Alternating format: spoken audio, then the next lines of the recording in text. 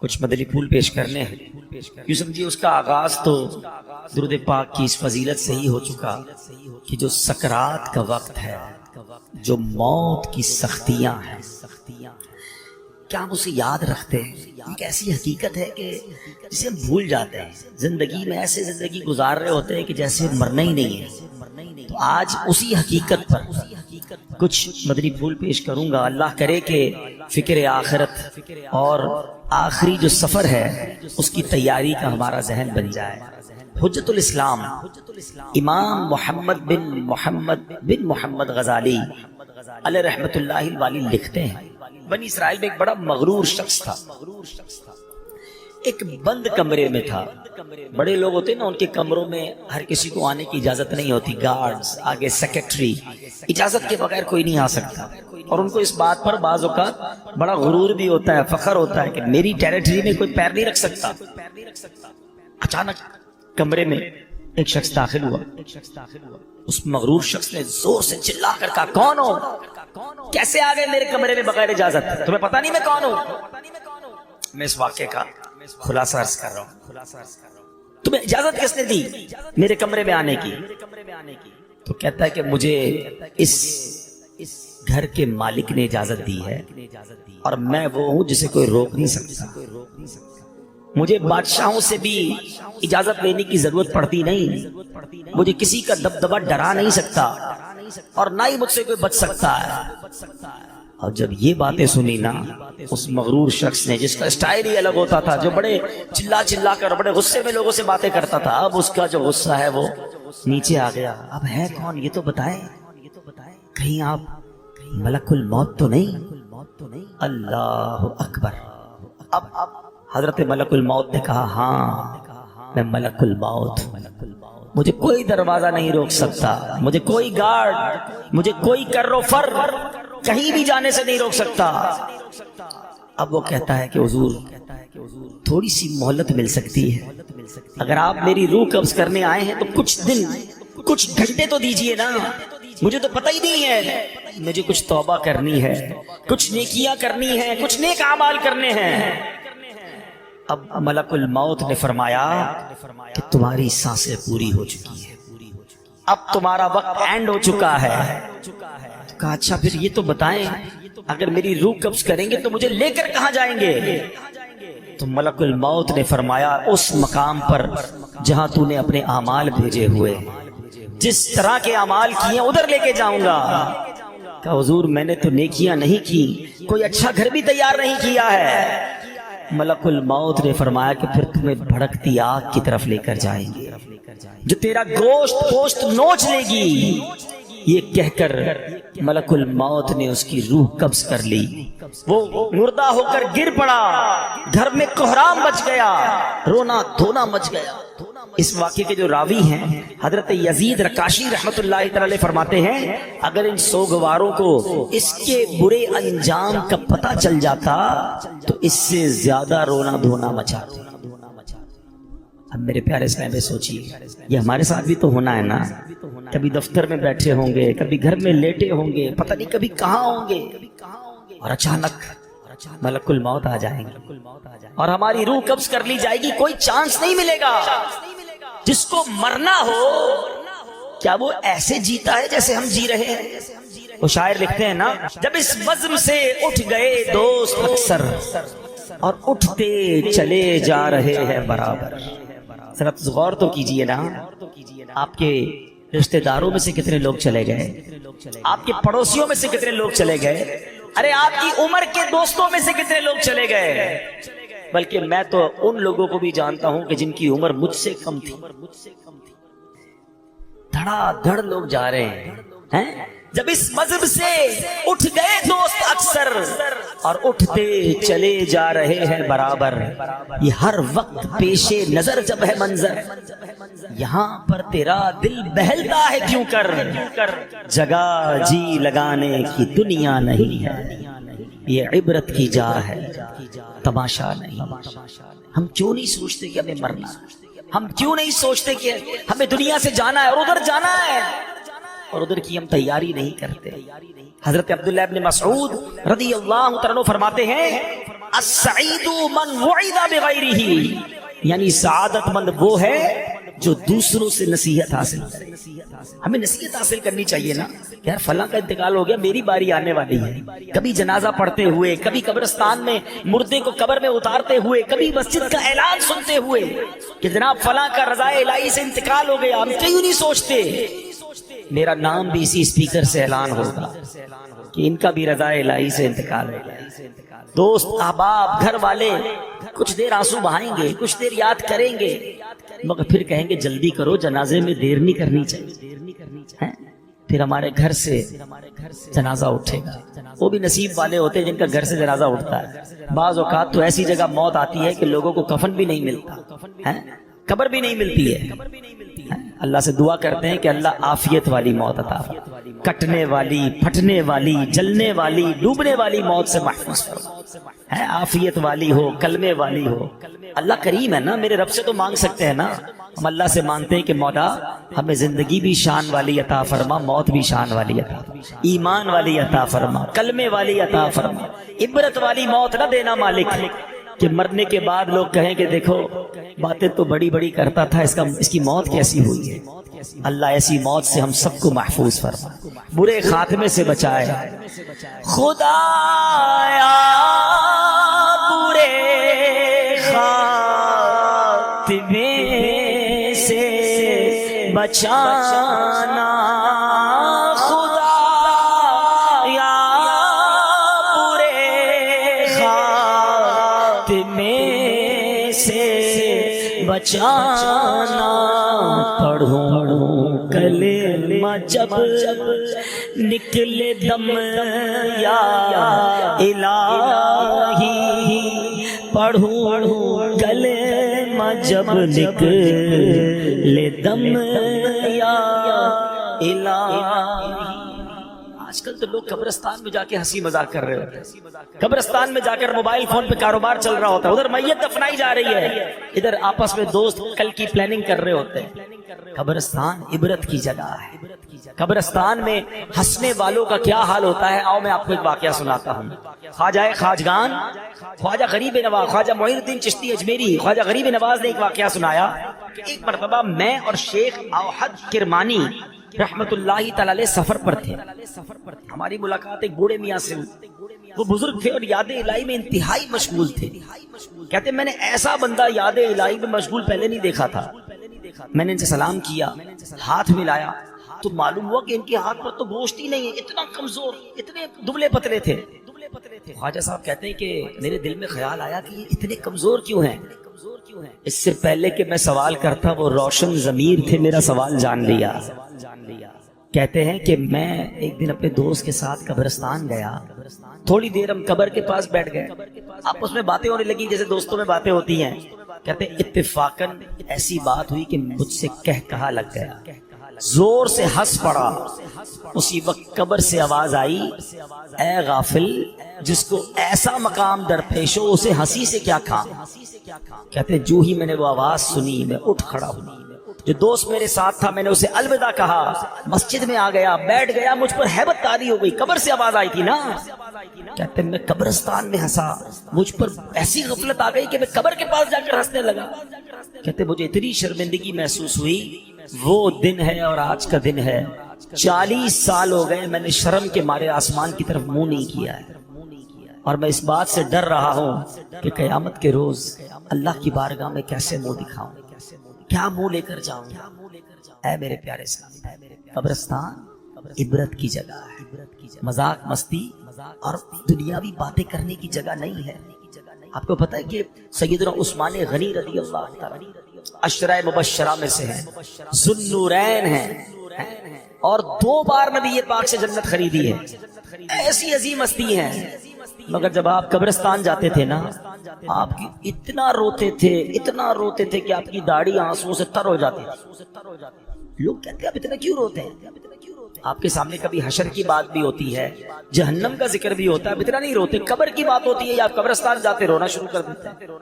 کتنی کمال کی بات کیا آپ نے، فرمایا قبر ہی پہلی منزل ہے۔ جو پہلی منزل میں کامیاب ہو گیا نا وہ آگے بھی کامیاب ہوگا، جو ادھر ہی پکڑا گیا آگے اور مشکل ہے نا۔ فرسٹ انٹری ٹیسٹ ہے سمجھ لو. قبر میں جاتے ہی امتحان ہوگا نا, قبر میں جاتے ہی سوالات ہوں گے. اگر سوال کے جواب دے دیے, اچھا مزے کی بات دیکھیں, یا اسٹوڈنٹ بھی بیٹھے ہوں گے, امتحانات بھی ہوتے رہتے ہیں, اسٹوڈنٹ کوشش کرتے ہیں کسی طرح پیپر آؤٹ ہو جائے, پتہ چل جائے امتحان میں کون سا پیپر آئے. اچھا جب پیپر آؤٹ نہیں ہوتا تو کیا کرتے ہیں, پچھلے 5 سالہ پیپر لے کے بیٹھے ہوتے ہیں, یار ان میں سے کوئی سوال آئے گا, ان کی تیاری کر لو. کمال دیکھو کہ یہ کیسا پیپر ہے کہ جس کے سوال پہلے سے ہی آؤٹ ہیں, سوال بھی آؤٹ ہے, جواب بھی بتا دیے گئے کہ 3 سوال ہونے ہیں. قبر میں جانے کے بعد ہر بندے سے سوال ہوگا, من ربک, تیرا رب کون ہے, ما دینک, تیرا دین کیا ہے. اور پھر ایک پیارا سا چہرہ دکھایا جائے گا اور پوچھا جائے گا, ما کنت تقول فی ھذا الرجل, کہ اس مبارک چہرے والی ہستی کے بارے میں دنیا میں کیا کہا کرتا تھا. اور تینوں سوالوں کا جواب ہمیں پتا ہے, من ربک, ربی اللہ, اللہ ہمارا رب ہے نا. ما دینک, دین یہ الاسلام, دین میرا اسلام ہے. اور ہمیں پتہ ہے کس کا چہرہ دکھایا جائے گا, کیا کہیں گے, ہوا رسول اللہ صلی اللہ تعالی علیہ وسلم, یہ تو میرے آقا جناب رسول اللہ صلی اللہ تعالی علیہ وسلم ہے. مگر یہ اتنا سمپل نہیں ہے. ہاں سوال بھی پتا ہے, جواب بھی پتا ہے. اب میں آپ کو آؤ ایک کمپیریزن سمجھاتا ہوں. میرے بچوں جو خاص طور پہ اسٹوڈنٹس ہیں, بلکہ جتنے بھی لوگ ہیں, سب نے دنیا کے امتحان کبھی نہ کبھی دیے ہوں گے. What is the difference between worldly examination and examination of the grave?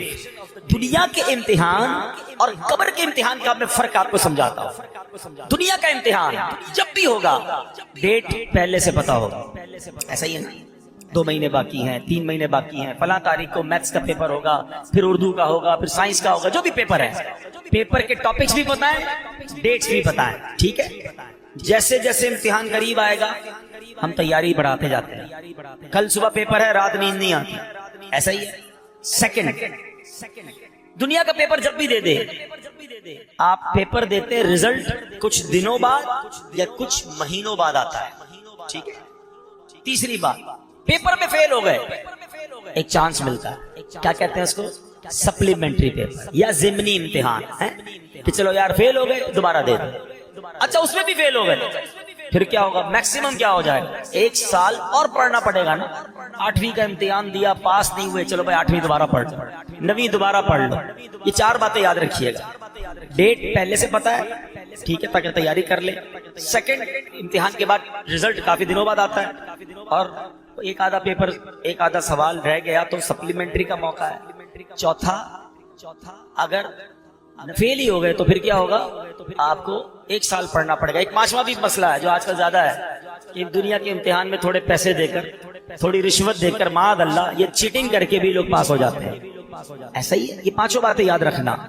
اب مجھے سچ بتاؤ, اس امتحان کی ٹینشن کتنی ہوتی ہے؟ جس کو دیکھو, ہر بچہ امتحان کے دنوں میں, ہم بھی جاتے ہیں نا بیان کرنے, مسجد کے امام صاحب کے پاس بھی پرچی آ رہی ہوتی, بچوں کے امتحان ہو رہے, دعا کر دے. ہر بچہ مل رہا ہوتا ہے, نوجوان مل رہا ہوتا ہے, حضرت پیپر دیے, دعا کر دے. ٹینشن, ایسا ہی ہے نا. اب بتاؤ تمہیں اس امتحان کی اتنی ٹینشن ہے. اچھا جتنے لوگ بیٹھے نا, سارے پیپر دیتے بھی نہیں. کوئی کہے بھائی مجھے ٹینشن ہی نہیں دینی, میں نے پڑھنا ہی نہیں ہے, میں نے کوئی امتحان ہی نہیں دینا, تو آپ لہٰذا بچ جاؤ گے. میں جس امتحان کی بات کر رہا ہوں اس سے بچ کوئی نہیں سکے. اسکول گیا یا نہیں گیا, کالج گیا یا نہیں گیا, مدرسے گیا یا نہیں گیا, اسے یہ امتحان دینا ہی پڑے گا, کمپلسری ہے. دوسری بات, ڈیٹ تو پتہ ہی نہیں, ہو سکتا ہے 10 سال بعد ہونا ہو, اور ہو سکتا ہے آج رات ہی ہونا. یہ بھی تو ہو سکتا ہے نا کہ میں اور آپ میں سے کوئی ایسا بھی یہاں بیٹھا ہو جس نے گھر نہیں جانا اٹھ کر, ہو سکتا ہے یہی موت آ جائے اور آج رات اس کی قبر میں گزرے اور آج رات ہی امتحان دینا پڑے. مجھے سچ بتاؤ, جس امتحان کی ڈیٹ تمہیں 4 مہینے پہلے ملتی ہے, تم ٹیوشن لیتے ہو, تم جناب گیسٹ پیپر لیتے ہو, اس کی تیاری میں لگ جاتے ہو. میں جس امتحان کی بات کر رہا ہوں اس کو تو پتہ ہی نہیں کب ہو جائے. تو عقل مند کون ہے, تیاری کر کے رکھے, ہمیشہ پریپیئر رہے کہ جب امتحانوں میں جواب دے لوں گا. اب آؤ دوسری بات, دنیا کے امتحان میں پیپر دینے کے کئی دنوں بعد رزلٹ آتا ہے, قبر کے امتحان میں فوری رزلٹ آئے. ادھر صحیح جواب دیے, ادھر جنت کی کھڑکی کھول دی جائے گی. پتہ فرشتے کیا کہیں گے مرنے والے کو جو صحیح جواب دے گا نا, نم کا نومت العروس, سو جا کہ جیسے دلہن سوتی ہے. اسے قبر ایسے دبائے گی، قبر ہر کسی کو دبائے گی، یاد رکھیے گا، کسی کو تو ایسے دبائے گی جس سے رب ناراض ہوا پسلیاں ایک دوسرے میں پیوست ہو جائیں گی، ٹوٹ جائیں گی پسلیاں، مگر کسی کو ایسے دبائے گی جیسے ماں دباتی ہے اپنے بچے کو پیار سے۔ اور جس نے غلط جواب دیا، جو جواب نہ دے سکا، انتظار نہیں ہوگا، اسی وقت قبر میں جہنم کی کھڑکی کھلے گی، آگ برسا دی جائے گی اور قبر اسے تہس نہس کر دے گی۔ تیسری بات، کوئی سپلیمنٹری نہیں ہے، ارے فرشتوں سنو سنو، غلطی ہو گئی، ایک جواب غلط ہو گیا، رکو رکو دوبارہ جواب دینا ہے، نہیں، اونلی ون چانس، ٹھیک ہے؟ اچھا ادھر کانسیکوینسز کیا تھے، ادھر نقصان کیا تھا کہ ایک بار فیل بھی ہو گیا، کیا مسئلہ، 1 سال پڑھنا ہے نا، ادھر فیل ہو گئے، اب قیامت تک مار پڑنی ہے، اب تو رب ناراض ہو گیا نا، اب تو سانپ ہیں، بچھو ہیں، کیوں نہ روئیں عثمان غنی رضی اللہ تعالیٰ عنہ، خدا کی قسم اس سے مشکل امتحان کوئی اور نہیں ہے، مگر عقل تو دیکھو ہماری کہ دنیا کے امتحان، دنیا کے انٹرویو، دنیا کی آڈٹ رپورٹ، دنیا کا ٹیکس رپورٹ، ارے کوئی ہم سے رپورٹ مانگے گھبراہٹ شروع ہو جاتی ہے، ایک رپورٹ قبر میں جا کر دینی ہے، ایک ٹیسٹ دینا ہے، کیسے جواب دو گے؟ اب آتا ہوں ایک اور بات کی طرف، آپ کہیں اپنے جواب یاد کرا دیے، اب تو ہم دے دیں گے، نہیں، یہ ایسا نہیں ہے کہ جس کو جواب یاد ہے وہ جواب دے دے گا، پھر تو سب کو ہی یاد ہے نا، اس دن جس سے رب راضی ہوگا، جو ایمان سلامت لے کر قبر میں جائے گا، وہ تو انشاءاللہ جواب دے دے گا، اور عاشق رسول تو سبحان اللہ، عاشق رسول تو موت کا انتظار کرتا ہے، اس کو پتا ہے کہ آقا کا قبر میں دیدار ہوگا۔ اعلیٰ حضرت فرماتے نا، جان دے دو وعدہ دیدار پر، ارے جان دو گے تو دیدار ہوگا نا، جان دے دو وعدہ دیدار پر، نقد اپنا دام ہو ہی جائے گا۔ ہاں عاشق رسول کو گھبراہٹ نہیں ہوتی، گھبراہٹ اسے ہو جس کی قبر میں کیڑے پڑنے ہیں، نمازیں پڑھی ہیں، سنتوں پر عمل کیا ہے، درود پاک پڑھا ہے، حرام روزی سے بچا ہے، حرام دیکھنے سے بچتا ہے، قرآن پاک کی تلاوت کرتا ہے، اللہ کی رضا والے کام کرتا ہے، ماں باپ کا ادب کرتا ہے، انشاءاللہ اس کی قبر تو نور نلا نور ہونی ہے، اس کو تو دنیا سے زیادہ راحت قبر میں ملے گی، جنت کی کھڑکی کھل جائے گی، جنت کی نعمتیں نصیب ہو جائیں گی۔ عاشق رسول کی تو کہتے ہیں نا، اس کی ترجمانی شاعر کرتے ہیں کہ وہ تو جب آقا قبر میں آئیں گے نا، تو جب پوچھیں گے فرشتے کہ یہ کون ہے، تو کیا کہیں گے، میرا دین و ایمان، فرشتے جو پوچھے تمہاری جانب، اشارہ کروں میں تمہاری جانب، اشارہ کروں۔ ہم تو آقا کا انتظار، جو عاشق رسول ہے نا، وہ تو فرشتوں سے کہے گا، فرشتوں سے کہے گا ایسی جلدی بھی نہ کرو، میں تو آقا کے دیدار تو کرنے دو، ایسی جلدی بھی کیا، آج کی رات ہے، قبر میں سرکار تشریف لائیں تو میں قدموں میں گروں، گر فرشتے بھی اٹھائیں تو میں ان سے یوں کہوں کہ اب تو پائے ناز سے میں اے فرشتوں کی اٹھوں، مر کے پہنچا ہوں یہاں اس دل ربا کے واسطے۔ عاشق رسول کے بارے نہیں آ رہے ہوں، مگر صرف نعرے لگانے والا نہیں، صرف نیازی نہیں نمازی بھی ہو، صرف نعرے لگانے والا نہیں سنتوں پر عمل کرنے والا بھی ہو، حرام چیزوں سے بچنے والا ہو، اور جس سے رب ناراض ہو گیا نا، ہاں یقین کریں، ہمیں اندازہ ہی نہیں کہ ایمان سلامت لے کر جانا یہ کتنی بڑی چیز ہے۔ بڑے بڑے بزرگان دین رویا کرتے تھے، تڑپا کرتے تھے، گھبراتے تھے۔ شیخ احمد سیوستانی رحمت اللہ تعالی علیہ موت اور قبر و آخرت سے متعلق بہت فکر مند رہتے تھے، جب بھی ان کے سامنے موت کا ذکر ہوتا، قبر کی بات ہوتی، گھبرا جاتے، ہیبت طاری ہو جاتی، بدن کانپنے لگتا، اتنا روتے کہ ان کو دیکھ کر لوگ رونے لگ جاتے، اور پھر فرماتے اے عزیزوں جسے موت آنی ہے، جس کے پیچھے ملک الموت ہیں، جس نے قیامت جیسا ہولناک دن دیکھنا ہے، اسے نیند اور ہنسی سے کیا واسطہ؟ ایسا آدمی فضولیات میں کیسے مشغول ہو سکتا ہے؟ پھر فرماتے اے عزیزوں قبروں میں لیٹے ہوئے مردے چونٹیوں اور سانپوں کی گرفت میں ہیں، مٹی کے قید خانے میں بند ہیں، اگر تمہیں ان کا حال معلوم ہو جائے تو کھڑے کھڑے نمک کی طرح پگھل جاؤ۔ اے عزیزوں جا کر موت کی تیاری میں لگ جاؤ، وہ دن ہم سب کو پیش آنے والا ہے، شاید ہم اپنا ایمان سلامت لے کر جانے میں کامیاب ہو جائیں۔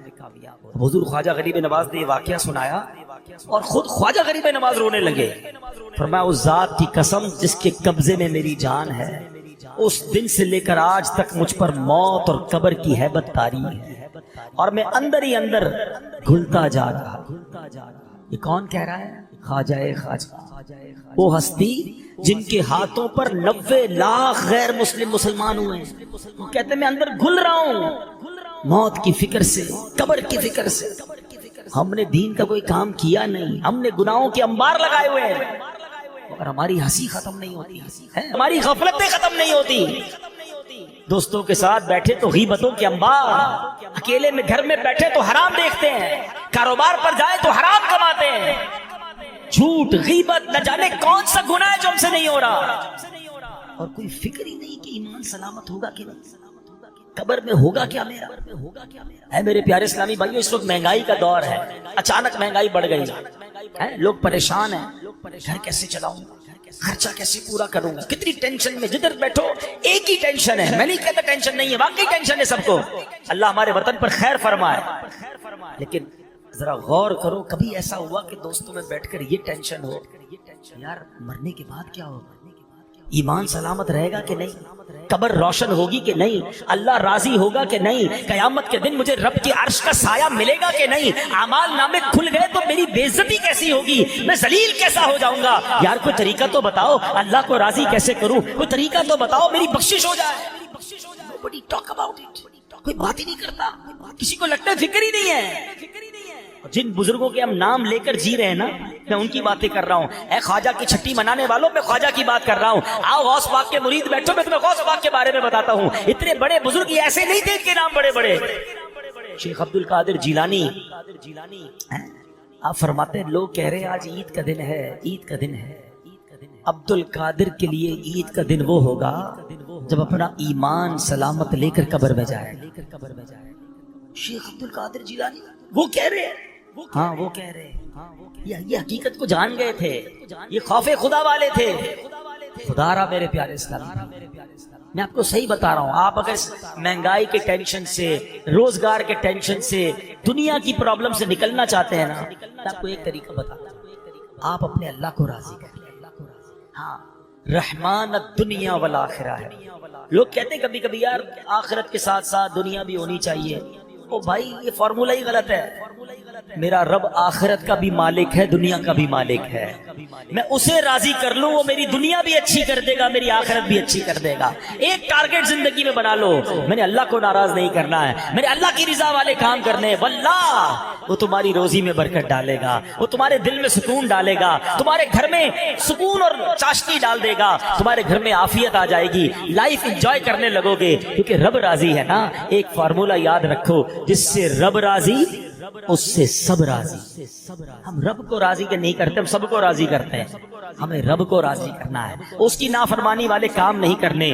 اللہ کے حبیب علیہ الصلوۃ والسلام سنو کیا فرماتے ہیں۔ اچھا آپ میں تھوڑی سی مسکنسیپشنز بھی دور کر دوں۔ بعض اوقات جب ہم اس طرح کی باتیں کرتے ہیں، موت کے موضوع پر بات کرتے ہیں، تو لوگ کہتے ہیں یار اتنی مرنے پہ کیا بات کرنا، موت پر اتنی بات کیوں کرتے ہیں۔ آؤ میں آج آپ کو قرآن و حدیث کے ذریعے سمجھاتا ہوں، ہمارا رب اور اللہ کے حبیب علیہ الصلوۃ والسلام ہمیں موت کو یاد کرنے کا کیسا درس دے رہے ہیں۔ یہ کوئی چال چلی گئی ہے ہمارے ساتھ، یہ کوئی شیطان نے گیم کھیلا ہے ہمارے ساتھ کہ ہمارے پاس سارے ٹاپکس ہیں، ہم ہر موضوع پر بات کرتے ہیں، موت پر بات نہیں کرتے۔ حالانکہ اسے یاد کرنے کی ترغیبات قرآن و حدیث میں موجود ہیں۔ اللہ کے حبیب علیہ الصلوۃ والسلام فرماتے ہیں، اے طارق مرنے سے پہلے موت کی تیاری کر۔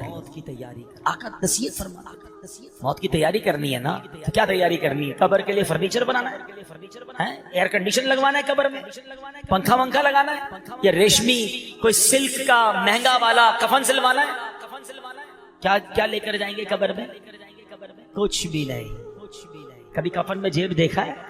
قبر میں تجوری دیکھی ہے؟ جس مال کے لیے ہم دوڑے پھر رہے ہیں، مارے پھر رہے ہیں، روز گنتے ہیں جیب میں کتنے، گھر میں کتنے، بینک میں کتنے، اتنا ہے بے وفا مال۔ پتہ ہے آپ کو جس دن ہمارا انتقال ہوگا نا، جو بینک کے پیسے ہیں گھر میں پڑے وہ تو سب چلے گئے نا، وہ تو ہمارے رہیں گے نہیں، رشتہ داروں کے ہو جائیں گے۔ میری جیب میں بھی جو پیسے ہوں گے نا وہ بھی نکال لیے جائیں گے کہ اب یہ میت کا نہیں ہے، یہ ورثہ کا مال ہے۔ ارے ایک تھوڑے روپے تو لے جانے دو, کچھ نہیں لے جا سکتے, ایک ایک روپیہ چلا جائے گا. میں بڑی گہری بات کرنے جا رہا ہوں. میں نے ایک جملہ ایک جگہ سنا تھا, میں بھول نہیں پاتا. بڑی کمال کی بات ہے, بڑی گہری بات. اللہ کرے آپ سمجھ جاؤ. ہم زندگی میں جتنے کماتے ہیں نا, نارملی اس کا 5, 10 یا 15% خرچ کر پاتے ہیں اپنی ذات پر, ورنہ بچوں پر خرچ ہوتا ہے, فیملی پر خرچ ہوتا ہے, یا ہم چھوڑ کے چلے جاتے ہیں. آپ حساب اٹھا لیں, ہم نے زندگی میں جتنے بھی کمائے پورے ایک تو خرچ نہیں ہوتے, چھوڑ کے بھی جاتے ہیں بچوں کے لیے, یا جتنا لائف میں بھی خرچ کرتے ہیں تو اپنی ذات پر 5% یا 10% خرچ کر پاتے ہیں. ایسا ہی ہے. وہ جملہ یہ ہے کہ کمانے 100 ہیں, خرچ اپنے اوپر 5 کرنے ہیں, اور جواب بھی 100 کا دینا ہے. بات بڑی گہری ہے.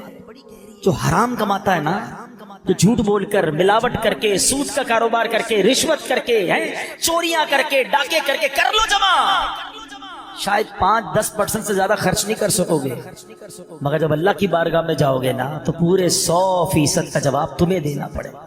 بچے مزے کریں گے جن کے لیے تم چھوڑ کر آئے, بلکہ وہ قیامت کے دن اللہ کو یہی کہیں گے, یا اللہ ہمیں کیا پتا ہمارے باپ نے حرام جمع کیا تھا, مار ہمیں پڑے گی اگر ہم نے حرام کمایا ہوگا.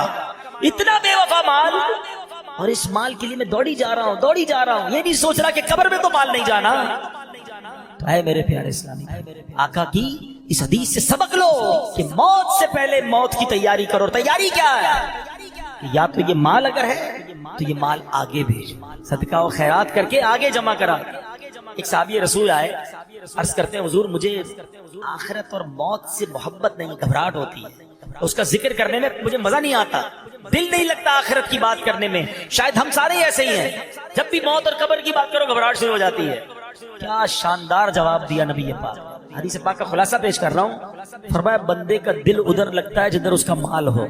تم اپنا مال آگے بھیج دو, تمہارا دل بھی آخرت میں لگنا شروع ہو جائے گا. میں اس کو ایگزامپل کے ذریعے سمجھاتا ہوں. ہم کراچی میں رہتے ہیں, ٹھیک ہے, ایک بندے نے اپنے پیسے بھجوا دیے لاہور, وہاں دکان لے لی, فیکٹری لگا لی, گھر لگا لیا.